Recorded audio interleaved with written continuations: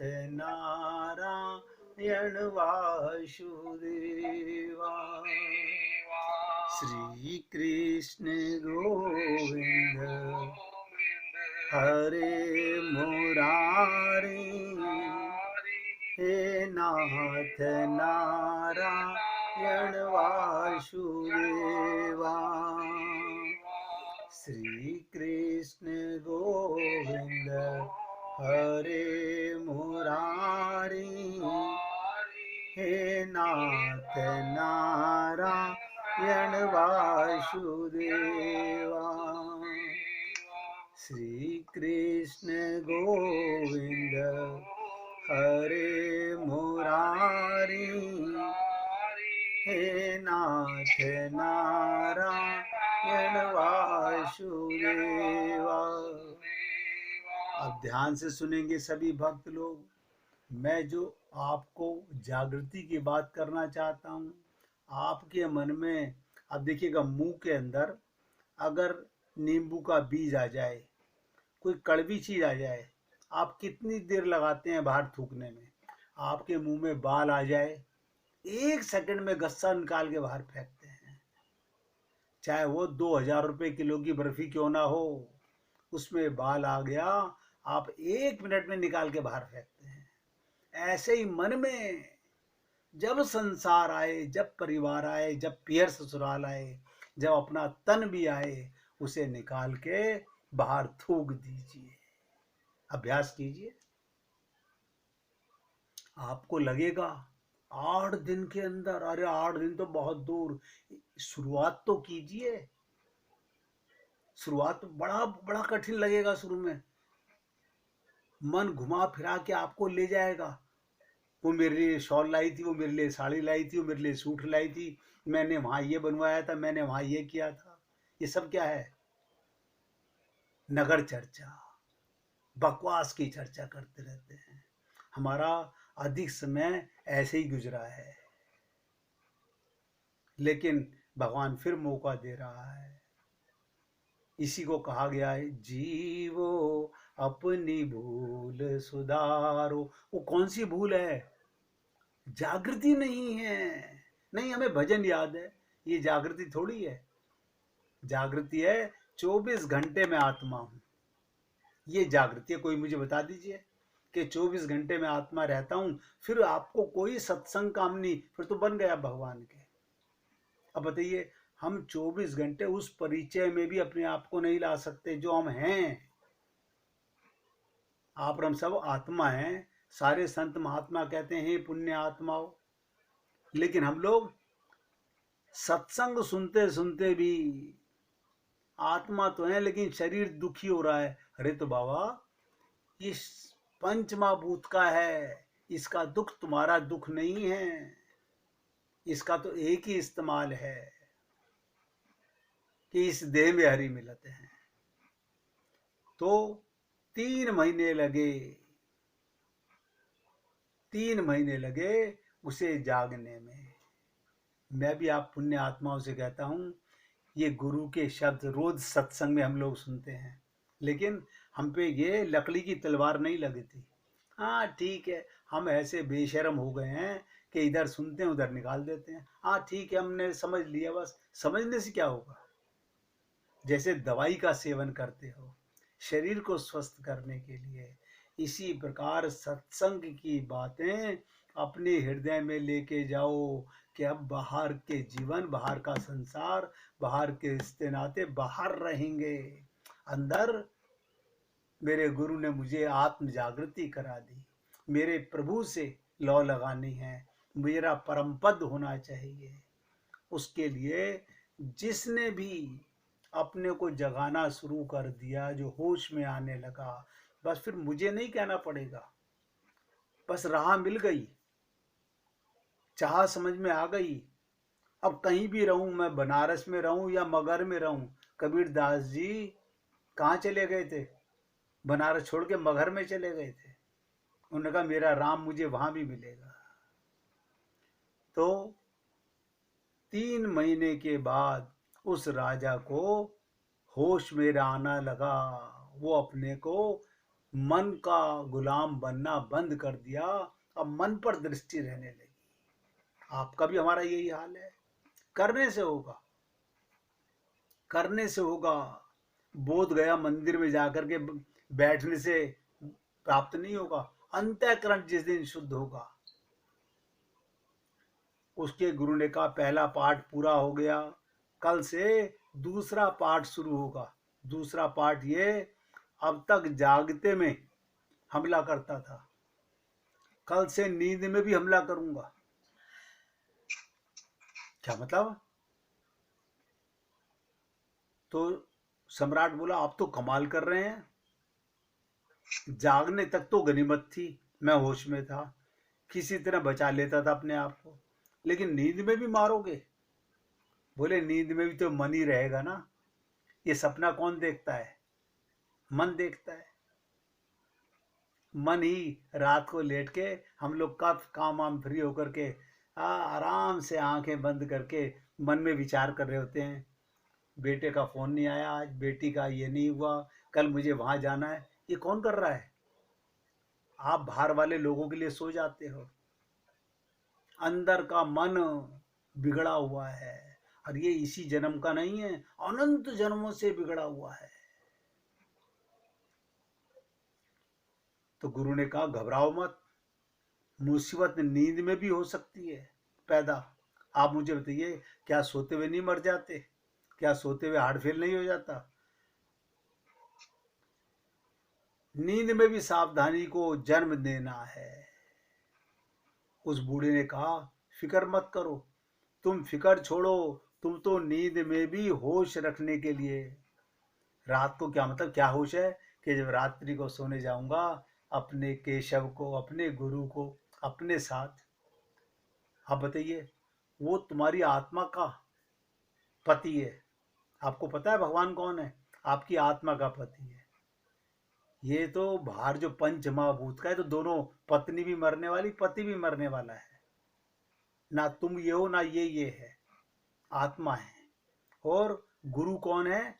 जिसने हमें आत्मज्ञान कराया, जिसके साथ पूरी श्रद्धा के साथ उसकी हम पर कृपा होने लगी, हम उसके कहने के अनुसार दवाई का सेवन करने लगे। डॉक्टर की दवाई तो बड़ी तरीके से लेते हैं। नहीं नहीं, खाना खाने से पहले लेनी थी, आपने खाने की प्लेट रख दी, पहले दवाई लूंगा बाद में खाना खाऊंगा। देखो कितना नियम है, कितने नियम से हम। लेकिन लोगों को लगता है कि शायद तीर्थों में भटकने से भगवान मिल जाते हैं, पोथी पढ़ने से भगवान मिल जाते हैं। भ्रम में मत रहिएगा। पोथी पढ़ पढ़ जग मुआ, भया न पंडित कोई, ढाई आखर प्रेम का, पढ़े सुपंडित होई। जो आत्मज्ञानी हो जाता है, जिसका मन पूरी तरह शुद्ध हो जाता है, जिसका चित्त शुद्ध हो जाता है, क्या मतलब, जिसके अंतःकरण में परमात्मा का साक्षात्कार अनुभव हो जाता है, उसका परम पद सुनिश्चित है, वो कहीं भी मरे। तो गुरु ने रात्रि को भी हमला चालू कर दिया, नींद में भी उसे अपनी जागृति का स्मरण रखना पड़ा। और 3 महीने पूरे होते थे, गुरु का आगमन उसके कदम की धीमी सी आवाज से चौंका देती थी, और वो ढाल से रक्षा कर लेता था।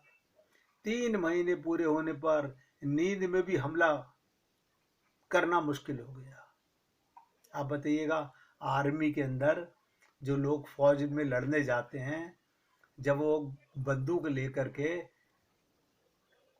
चारों तरफ, अगर तुम्हारे सिर पे मौत की तलवार तुम्हें होश में हो, तो नींद नहीं आ सकती, शरीर सोता है।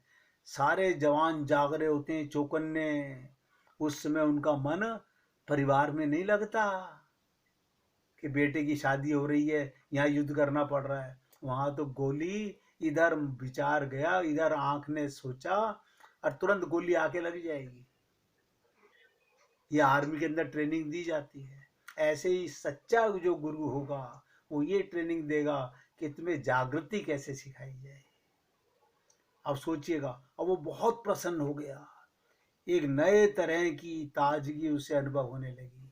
तो राजा अपने गुरु के वे चरणों में गिरने लगा।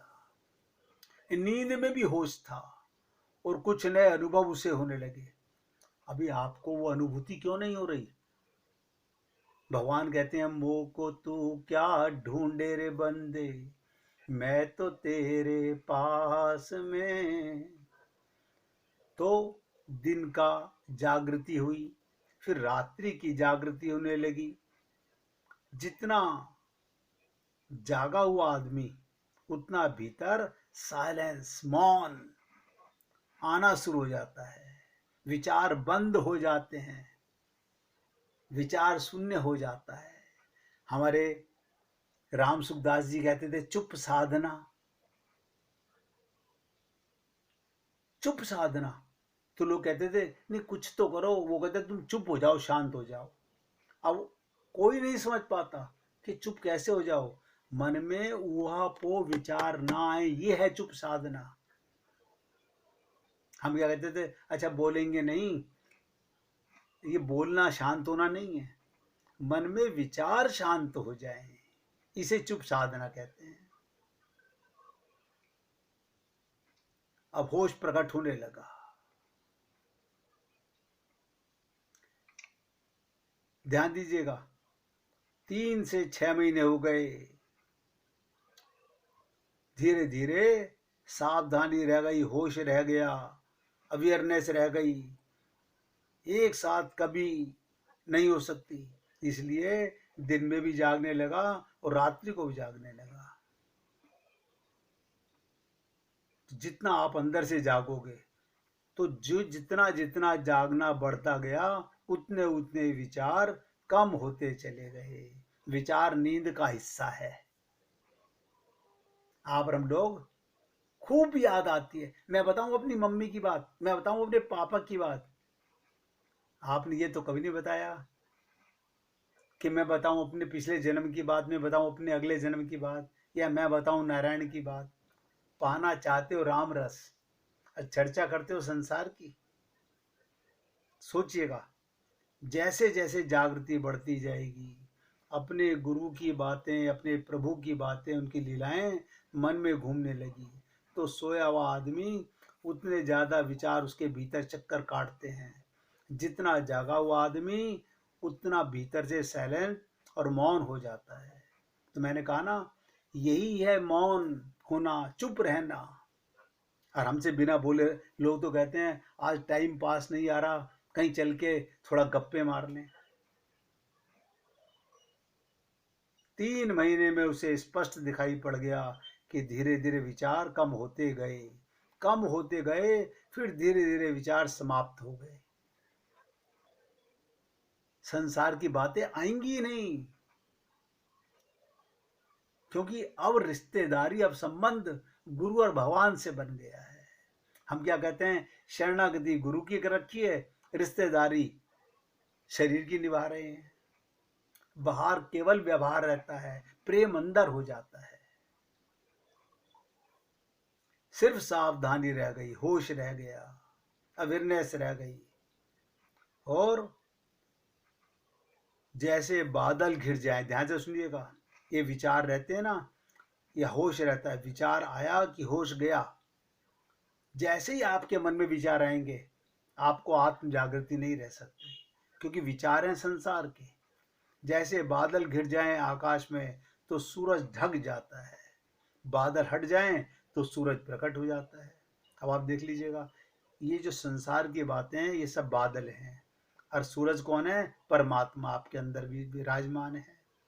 विचार मनुष्य के मन के बादलों की तरह घेरे हुए रहते हैं। विचार घेर लेते हैं, होश दब जाता है। ये बहुत गहरी बात बता रहा हूं, नोट कीजिएगा सब। विचार घेर लेते हैं और होश दब जाता है। विचार हट जाते हैं तो होश प्रकट हो जाता है। बादल हटे कि सूर्य के दर्शन हुए। अब आपके हमारे चित्त के अंदर, मन के अंदर, बुद्धि के अंदर संसार के विचार हैं। बताइए कौन रात को रोता है? सोचिएगा, तो जैसे बादल को फोड़कर, ध्यान दीजिएगा, जैसे बादल को फोड़कर सूरज दिखाई पड़ने लगता है, वैसे ही 3 महीने में एक और नया अनुभव होने लगा। रात में जैसे जैसे होश बढ़ता गया, वैसे वैसे सपने, ड्रीम कम होते गए। जब 3 महीने पूरे होते होते जागरण रात में भी बना रहने लगा, तो सपने बिल्कुल विलीन हो गए। नींद स्वप्न शून्य हो गई। अब सपने नहीं आते, क्योंकि विचार नहीं आते मन में। दिन विचार शून्य हो जाए, रात स्वप्न शून्य हो जाए। नोट करो, दिन में किसी पीहर ससुराल की किसी का क्या मतलब विचार आने का। जब आत्मा हो तो परमात्मा का विचार करो, उस लोक का विचार करो जहां जाना है, उस मार्ग की टिकट कराओ, उसके प्रेम की बातें करो, उसके परिवार की बातें करो। जिसका दिन विचार शून्य हो गया, उससे रात में भी स्वप्न शून्य चेतना होने लगेगी। 3 महीने पूरे होने पर उसके बूढ़े गुरु ने कहा, दूसरा पाठ भी अब तुम्हारा पूरा हो गया। उस राजकुमार ने कहा, तीसरा पाठ क्या हो सकता है महाराज? जागने का पाठ तो पूरा हो गया, नींद का पाठ भी पूरा हो गया। उसके गुरु ने कहा, अब असली पाठ शुरू होगा। मैं उम्मीद करता हूं आप भक्त लोग समझ पा रहे होंगे। जिस दिन आप जाग गए, ना किसी से दोस्ती, ना किसी से राग, ना किसी से बैर, 24 घंटे भगवान का ध्यान। असली पाठ यहां से शुरू होता है। तो उसने कहा, कल से मैं ये लकड़ी की तलवार से नहीं, असली तलवार से हमला शुरू करूंगा। अब तक लकड़ी की तलवार थी। उस राजकुमार ने कहा, आप क्या कह रहे हो? लकड़ी की तलवार तक तो गनीमत थी, चूक भी जाता तो भी कोई खतरा नहीं था। असली तलवार, अब ये समझ लीजिएगा, गुरु के शब्द लकड़ी की तलवार है। मैं आपको असली तलवार कौन सी बता रहा हूं? भगवान की दृष्टि से कोई नहीं बच सका। 24 घंटे भगवान तुम्हें देख रहा है, उसकी असली तलवार तुम्हारे ऊपर लटकी हुई है, और वो तुम्हारे पाप नोट कर रहा है। हमें नजर ही नहीं आता हम पाप कर रहे हैं। हम तो सुबह भी पूजा कर लेते हैं, शाम को भी पूजा कर लेते हैं, फिर पाप कब मेरे को कर लेते हैं? सोचिएगा, संसार के विचार, संसार का कार्य, संसार की सेवा पाप नहीं है। संसार के विचार पाप हैं जो मन में उठते रहते हैं। हमारा मन बिगड़ा हुआ है। तो गुरु ने कहा, जितना चैलेंज, जितनी चुनौती चेतना के लिए खड़ी की जाए, चेतना उतनी ही जल्दी जागती है। जितनी चुनौती चेतना के लिए, चेतना उतनी सक हो जाती है। तुम घबराओ मत, असली तलवार तुम्हें और गहराई तक जगा देगी, यानी चित्त तक जगा देगी। अभी तो सिर्फ मन की बातें हैं, अब बुद्धि में विचार नहीं आएंगे। अब क्या होगा? जैसे मुंह में नींबू का बीज आया, उठा के बाहर थूक दिया। पियर की बात आई, हट गंदी बात। ससुराल की बात, हट गंदी बात, बाहर निकाल के फेंको। बेटे की बात, बेटी की बात, किसी की बात, केवल मेरे भगवान के परिवार की बातें होनी चाहिए। अब ध्यान दीजिएगा, दूसरे दिन सुबह से असली तलवार से हमला शुरू हो गया। 6 महीने के बाद, यानी अब भगवान का वीडियो कैमरा नजर आने लगा। अब ये तो गुरु की तलवार से बचना था। गुरु के शब्दों की तलवार लकड़ी की तलवार है। गुरु के शब्द लकड़ी की तलवार हैं, लेकिन भगवान की दृष्टि असली तलवार है, उससे कोई नहीं बच सकता। वहां कोई रिश्वत नहीं चलती। सुबह से असली तलवार से हमला होने लगा। असली तलवार का ख्याल, ख्याल ही उसकी सारी चेतना की निद्रा को तोड़ दिया। भीतर तक, प्राणों के अंतस तक वो तलवार का स्मरण व्याप्त हो गया। आपने कभी सोचा कि जब मैं पीहर की सोच रहा हूँ, ससुराल की सोच रहा हूँ, व्यापार की सोच रहा हूँ, धन की सोच रहा हूँ, बेटा बेटी की सोच रहा हूँ, भगवान ये मेरे सब पाप नोट कर रहे हैं? सेवा परमो धर्म है, सोचना पाप है। सेवा करो, इंद्रियों से करो। लकड़ी की तलवार की उतनी चुनौती नहीं थी। गुरु तो क्षमा भी कर देता है, भगवान कभी क्षमा नहीं करते। असली तलवार की चुनौती अंतिम थी। मैं आपको ये जताना चाहता हूँ कि गुरु तुम्हें जागना सिखा रहा है, और 24 घंटे जिस दिन तुम जाग गए, होश में आ गए, फिर तुम्हें अब भगवान की दृष्टि नजर आने लगी, तलवार असली आने लगी। अब तुम्हें नजर आने लगा कि पाप पुण्य कैसे होते हैं। हम सारा जीवन सत्संग सुनते रहे, संत महात्माओं के चरणों में लौटते रहे, फिरा न मन का फेर, माला फेरत जुग फिरा, फिरा न मन का फेर। मन नहीं शुद्ध हो कर सके। हम खूब भटके, परिक्रमा कर करके, बहुत भटके, मंदिरों के अंदर जा जा करके, प्रसाद चढ़ा चढ़ा करके। हमें कहीं तीर्थों में ले जाओ, हम तुरंत नाम लिखा देते हैं अपना, चलो चलो चलो चलो, धक्के खाने के लिए सब तैयार हैं। लेकिन मन को गुरु के चरणों में शरणागत करने के लिए कितने भक्त लोग तैयार हैं, कितने हैं जो मन को शुद्ध करना चाहते हैं। 1 मिनट कीर्तन कीजिए, फिर 6 महीने से आगे की लीला सुनाता हूँ।